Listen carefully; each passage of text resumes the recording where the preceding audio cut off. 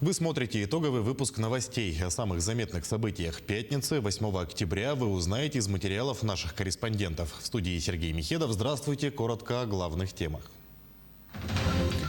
Задача – перевести на газ общественный, грузовой, водный транспорт и сельхозтехнику. Ряд важных договоренностей достигли Якутия и «Газпром».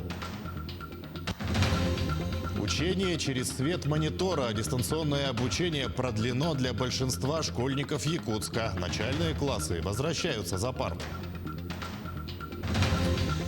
В столице начался капитальный ремонт дорожного полотна главной улицы столицы. В какие сроки пройдут работы? Почему они начались осенью и как это скажется на качестве асфальта?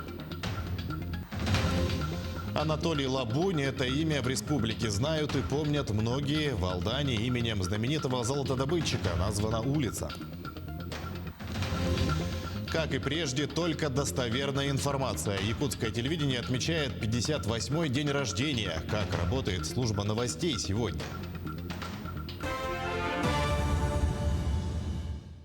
Ряд важных стратегических решений для развития Якутии приняли на газовом форуме в Санкт-Петербурге. Айсен Николаев встретился с руководством компании «Газпром».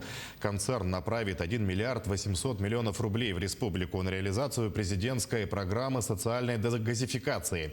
Газ подведут почти к 5000 домовладений в 12 улусах. Кроме того, «Газпром» возьмет на себя расходы по строительству внутрипоселковых и межпоселковых газопроводов в 21 населенном пункте вдоль магистрального газопровода «Сила Сибири» до 2025 года.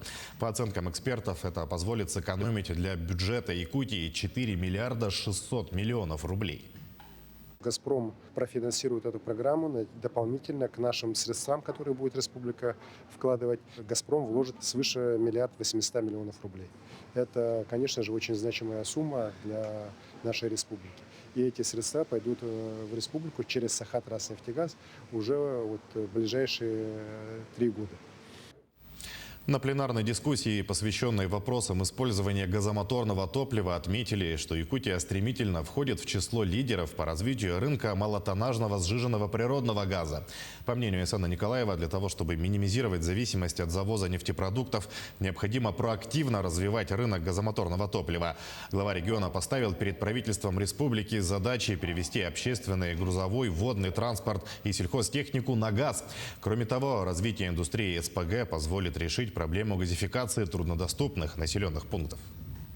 На следующей неделе будет подписано соглашение при поддержке правительства Российской Федерации, конкретно Министерства промышленности и торговли. Мы сейчас выделили средства из бюджета республики, 120 миллионов рублей в качестве первоначального взноса. И будет осуществлена поставка 100 автобусов, новых автобусов для нужд города Якутска, которые будут новые, современные, российского производства и будут работать на газе. На газомоторном топливе. Автобусы поступят уже в первой половине 2022 года. Сейчас к эпидобстановке еще 238 человек заразились коронавирусом в Якутии за минувшие сутки. В столице республики 125 заболевших. 12 случаев в Татинском районе, 11 в Мегино-Кангаласском, Валданском и Ленском районах, по 9 случаев заражения. 8 заболевших в Сунтарском районе, 6 в Кобяйском. Еще в 19 районах республики зафиксировали от 1 до 5 случаев заболевания. Сегодня после обеда будет принято решение городской санитарно-эпидемиологической комиссии по городу Якутску по продлению карантина по ОРВИ. Необходимо обратить внимание на то, что дети у нас сегодня составляют 20% от заболевших как в амбулаторных, так и в стационарных условиях. Говоря о заболевании детей, необходимо обратить внимание на тот факт, что на настоящий момент 2 детей у нас сегодня в республике находятся в тяжелом положении. Поэтому хотелось бы, чтобы, защитив наших детей, так же как и лиц старшего возраста, мы с вами прошли вакцинацию. Несмотря на сложную эпидситуацию, ученики начальных классов столицы переходят на традиционное очное обучение. Об этом сегодня сообщил зампред правительства региона Сергей Местников. Такое, по его словам, решение приняло руководство города Якутска на заседании оперативного штаба мэрии.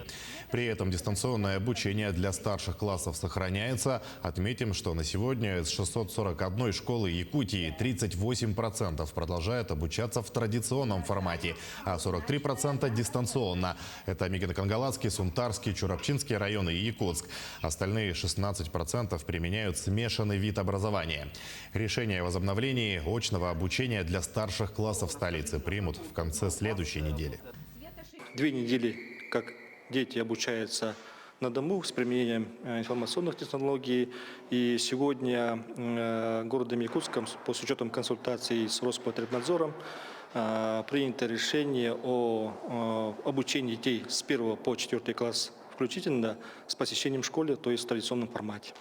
Что касается остальных классов, с 5 по 11, к сожалению, в условиях напряженной ситуации достаточно, вынуждены они продолжать обучение на дому, в дистанционном формате.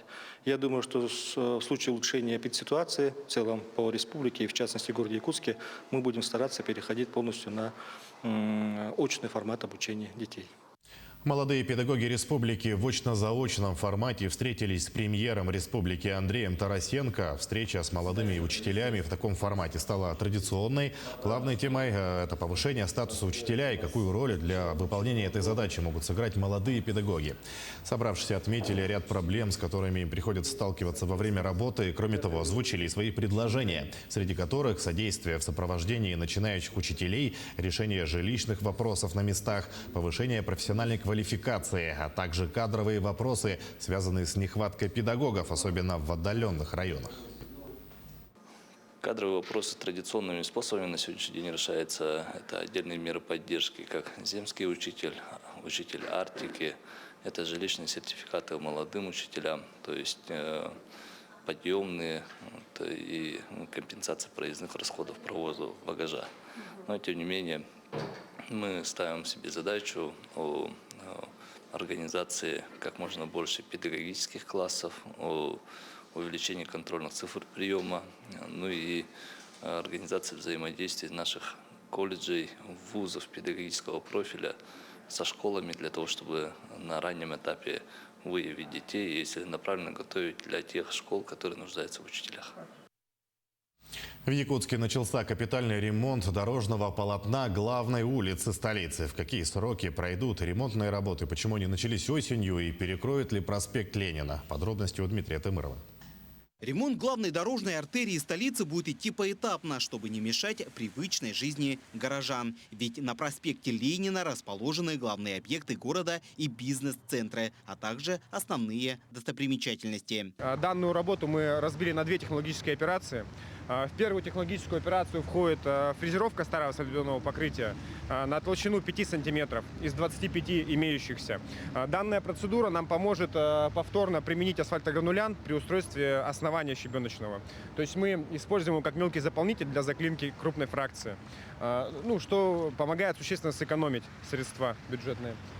Второй этап – это уже механическое снятие старого асфальтобетонного покрытия, оставшихся 20 сантиметров. После чего мы приступим к работам по устройству основания. Пока работы ведутся на участке от улицы Кулаковского до улицы Октябрьской. Здесь дорожники уже сняли части верхнего слоя асфальта. Перекрыта только одна полоса. Автомобильных пробок пока не наблюдается. Напомним, что по плану ремонт пройдет на участке от улицы Кулаковского до улицы Кирова. Работу будут вестись поочередно по полосам до конца октября. Между тем, жители столицы недовольны, что эти работы начались здесь перед началом зимы. Мне не нравится, что сейчас кладут.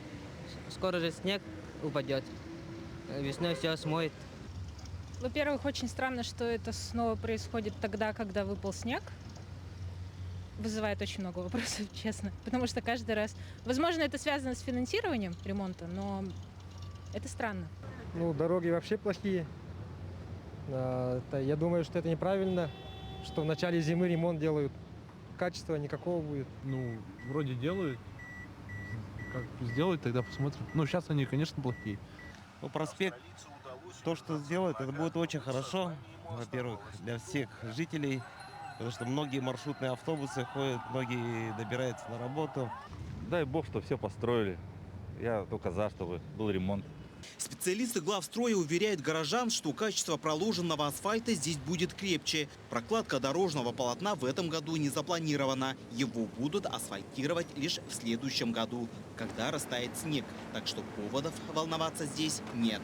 Работы по устройству основанию нам как раз необходимо проводить в период отрицательных температур, чтобы избежать грунтовых вод и так далее, осыпки, насыпи. Работы по устройству асфальтобетонного покрытия будет произведены в 2022 году. То есть на следующий год все асфальтобетонные работы запланированы на первом этапе, участок от Кулаковского до Сдержинского. Самой дорогой частью капремонта проспекта считается замена канализационного коллектора, который был построен здесь еще в 1968 году. Этими работами занимаются специалисты водоканала. Там самый большой объем работы – это ремонт коллектора и подводящих сетей к коллектору. У нас под проспектом Ленина находится городской коллектор.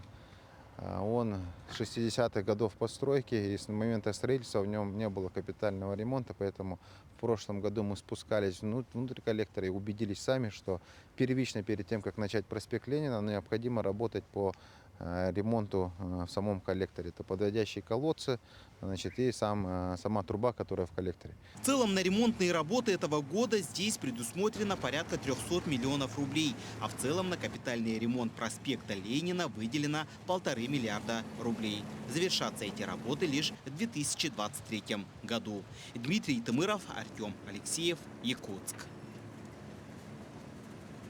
Идем далее. Аграриям Якутии удалось собрать 58 300 тонн картофеля. Это 82% от общего плана. Средняя урожайность этого сезона составляет 90 центнеров на 1 гектар. Больше всего собрали урожая пригородные хозяйства Алекминского и Амгинского районов. План сбора овощей в республике выполнен на 102%. Из общего числа хозяйства Якутска собрали более 5000 тонн овощей открытого грунта. На сегодняшний день они занимаются реализацией продукции. МУП Горснаб является заготовителем городского округа по картофелю и овощам. Он предоставляет овощи и картофель в детское учреждение города Якутска. У него план по заготовке нынче составляет 650 тонн всего, из них 450 тонн картофеля. В этом году МТС Табагинский своими силами в селе Хатас построил овощехранилище. Мы в этом году планируем возместить затраты из бюджета городского округа в размере 500 тысяч рублей. Также в селе Тулаги у нас планируется постройка овощехранилища объемом 300 тонн. 36 семей из Ленского района стали обладателями жилищных сертификатов по программе обеспечения жильем молодых семей. Ленский район несколько лет занимает лидирующие позиции в Якутии по сумме финансирования из местного бюджета. В гостях у одной из семей, получивших сертификат, побывала Анна Кожевникова. В этом году 36 молодых семей Ленского района получили сертификаты на приобретение жилья. Для этих целей из районной казны было выделено свыше 23 миллионов рублей. Программа финансируется из 3 источников – муниципального, регионального и федерального. Всего в этом году было заложено свыше 40 миллионов рублей. На сегодняшнюю дату у нас в очереди стоит 257 семей. То есть, в принципе, в течение 3-4 лет очередность более-менее продвигается и есть возможность получить данную социальную выплату. Ну, конечно, в этой части, может быть, немного повезло многодетным семьям, потому что они у нас чуть меньше, получается, стоят в очереди.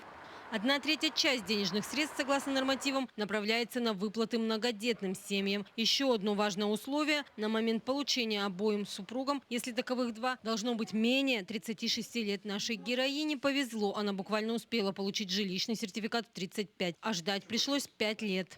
Узнали, что появился такой закон, поправка такая, что можно взять ипотеку и воспользоваться этой программой уже когда получишь сертификат. Большое спасибо, наверное, нашему правительству за такую большую помощь. Сами бы мы, конечно, за такие деньги не купили бы эту квартиру. Жилье Мария приобрела в новостройке, в так называемом в народе жилом комплексе «Клиника матери и ребенка». Одно из условий программы – определенная квадратура жилплощади. Не каждая квартира подойдет. У Марии 2 детей. Старшая дочь очень рада, что они живут в центре, школа в шаговой доступности. Я успеваю и погулять, и покушать. Мне нравится дома. Дома тепло, уютно. У тебя своя комната есть? У нас вместе комната с сестрой. По сертификату семья получила 1 000 000 рублей и дополнительно использовала материнский капитал на 2-го ребенка, таким образом удачно перекрыв часть ипотеки. И таких счастливцев за годы действия программы уже много. Ежегодно Ленский район увеличивает свою часть финансирования и на протяжении многих лет занимает лидирующие позиции в республике по реализации этой программы. Анна Кожевникова, Виталий Андреев, Ленск. Анатолий Лабунь – это имя в республике знают и помнят как председателя артели старателей «Селигдар», пионера внедрения метода кучного выщелачивания золота в условиях Крайнего Севера. В Алдане сегодня открыли памятную доску в честь Лабуня. Кроме того, его именем названа улица, на которой долгое время жил Анатолий Никитович. Подробнее Руслан Павлов. Со времен постсоветского пространства в России практически не переименовывают улицы. Однако присвоение переулку Заводскому в городе Алдане статуса улицы имени Анатолия Лабуня, пожалуй, справедливое исключение. Анатолий Никитович Лабунь внес огромный вклад в развитие отечественной золотодобывающей промышленности. Во многом благодаря его усилиям и неиссякаемой энергии артель старателей «Селигдар» превратилась в огромный полиметаллический холдинг, который сегодня входит в десятку крупнейших золотодобывающих компаний Российской Федерации. Есть такие вот люди, которые приходят и меняют, например, компанию, разворачивают на 180 градусов. Он пришел, и мы пошли в другую сторону, по сути. Мы выбрали то направление, тот вектор, который сегодня мы и продолжаем это движение. Поэтому он такой важный для нас и для компании человек. Поэтому мы вышли с инициативой, вот, чтобы все-таки увековечить его память. И для города он большое дело сделал, для республики. Поэтому это такое важное событие. Анатолий Никитович Лабунь жил вот в этом обычном многоквартирнике. Жил скромно, несмотря на свой статус. Зато в работе, которую очень любил, не жалел ни сил, ни средств, ни здоровья. Лабунь всегда откликался на просьбы и помогал городу, району, оказывал персональную помощь. Многие в Алданском районе, в Якутии, да и за ее пределами, знали и до сих пор помнят Анатолия Никитовича. Добрая память о нем выразилась в открытии мемориальной доски и переименовании переулка Заводской в улицу имени Лабуня. Действительно, Анатолий Никитович Лабунь очень много сделал для этого города. Это нужно помнить, это нужно не забывать. Это бесспорно отразится, поскольку, во-первых, компания взяла на себя определенные обязательства. Они попросили не только переименовать улицу, они взяли на себя обязательства и асфальтировать эту улицу, и провести здесь освещение, благоустроить эту улицу, да, для того, чтобы действительно люди понимали, что эта организация, это неотъемлемая часть вообще жизни нашего любимого Алдана. Мемориальная доска появилась на новом доме теперь уже новой улицы. Теперь за ее состоянием будет присматривать компания «Селигдар». И это символично, потому что сам Анатолий Никитович начал восхождение Селигдара с чистого листа. Он развил свое дело и довел его до самой вершины, оставив компании богатое наследие и идею, как вектор дальнейшего развития. Руслан Павлов, Алдан. Участие в якутском школьном конкурсе по обмену видеооткрытками «Смотри, это Россия» принимают почти 1300 команд или около 6500 человек со всей страны. Заявки поступили из всех регионов России. В ближайшее время для участников из регионов лидеров по количеству регистрации пройдут онлайн-встречи с региональными кураторами от партнера проекта конкурса «Мастера гостеприимства», говорится в сообщении.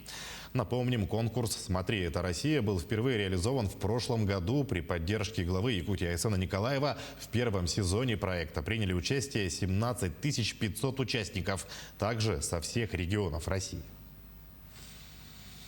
Сегодня день якутского телевидения. Ровно 58 лет назад, 8 октября, в эфир вышла первая регулярная программа. Сегодня телевидение Якутии объединяет целое семейство телеканалов. Это НВК «Саха», «Мамонт» и телеканал «Якутия-24». А вещание ведется на 2 государственных языках и языках коренных малочисленных народов. Юрий Осипов о телевидении Якутии сегодня. Почти 60 лет НВК «Саха» вещает по всей республике. Сегодня это уже 3 канала НВК «Саха», «Якутия-24» и «Мамонт», которые знакомы каждому жителю Якутии. Новости, развлекательные и образовательные передачи.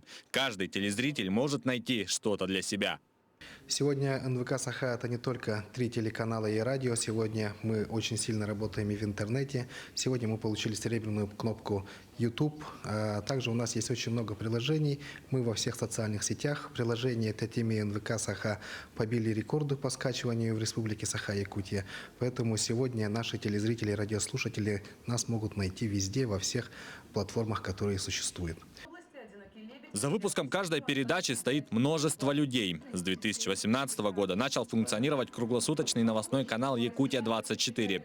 Здесь аккумулируются новости со всего региона, чтобы как можно скорее донести их до каждого зрителя.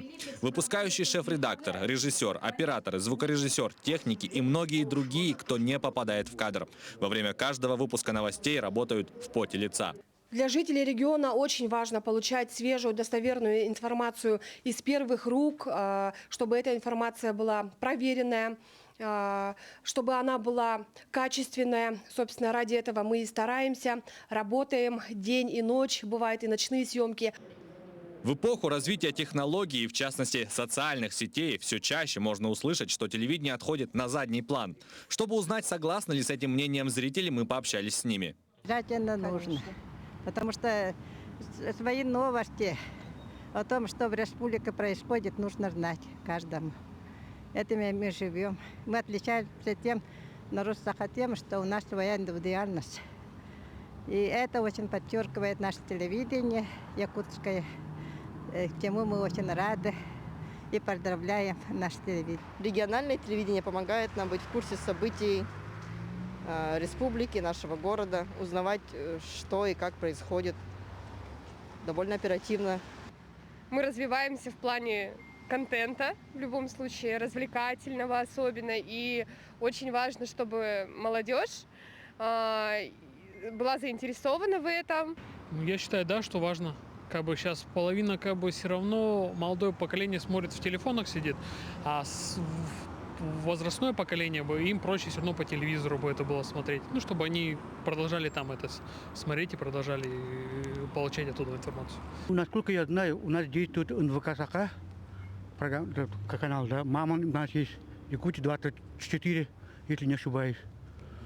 Но я думаю, что они нужны, конечно.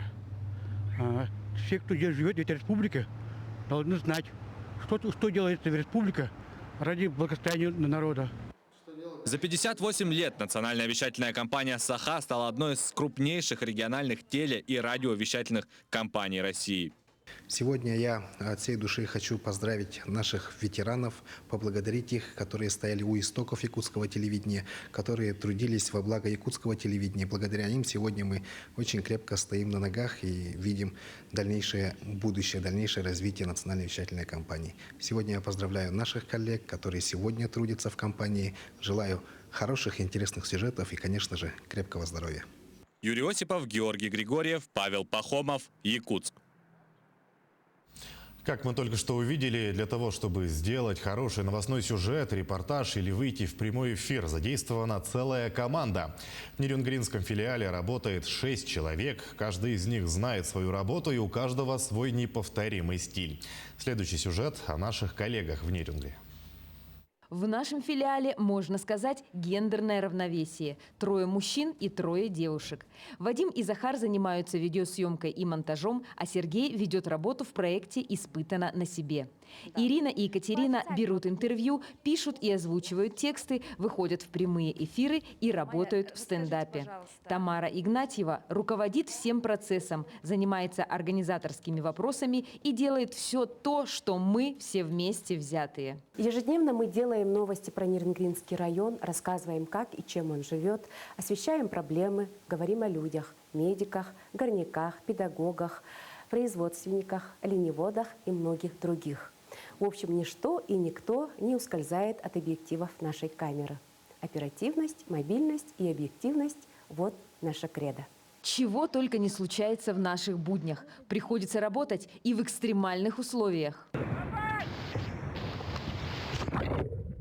И под землей. Мы находимся в шахте Инаглинская на глубине около 100 метров. И выслушивать излияние людей тонкой душевной организации. Вот меня, допустим, жена оставила. Мне это было тяжело. В любую погоду. Якутский праздник лета в честь возрождения природы не балует нерюнгринцев своей погодой. То выходит солнышко, то снова начинается дождь. А иногда и меняться местами. Вот такая творческая атмосфера в Соловушке. У нас все поменялись ролями. У нас видеооператор сел за фортепиано, я стою за камерой. Петь в прямом эфире. Проснись и пой, попробуй в жизни хоть раз не выпускать улыбку из открытых глаз. Нередким гостем нашей студии становится глава республики Айсен Николаев. Промышленный рост, который сегодня в Нерюнгри есть, сможет обратить на пользу его жителей. В процессе работы мы находим время для реализации своих творческих замыслов. Наряжаться и быть настоящими актерами. Что происходит на свете? Просто зима. Просто зима? Полагаете вы? Полагаю. Я ведь и сам, как умею, следы. Но мы точно знаем, что все получится, ведь мы крепкая команда профессионалов и ежедневно трудимся на благо наших зрителей. Поздравляем наших коллег с Днем якутского телевидения! Ирина Кичигина, Екатерина Павлова, Тамара Игнатьева, Захар Головин, Сергей Козюра, Вадим Барашков, Нерюнгри. Ну, я присоединяюсь к поздравлениям наших коллег, ну а нашим телезрителям желаю всего доброго и удачных выходных.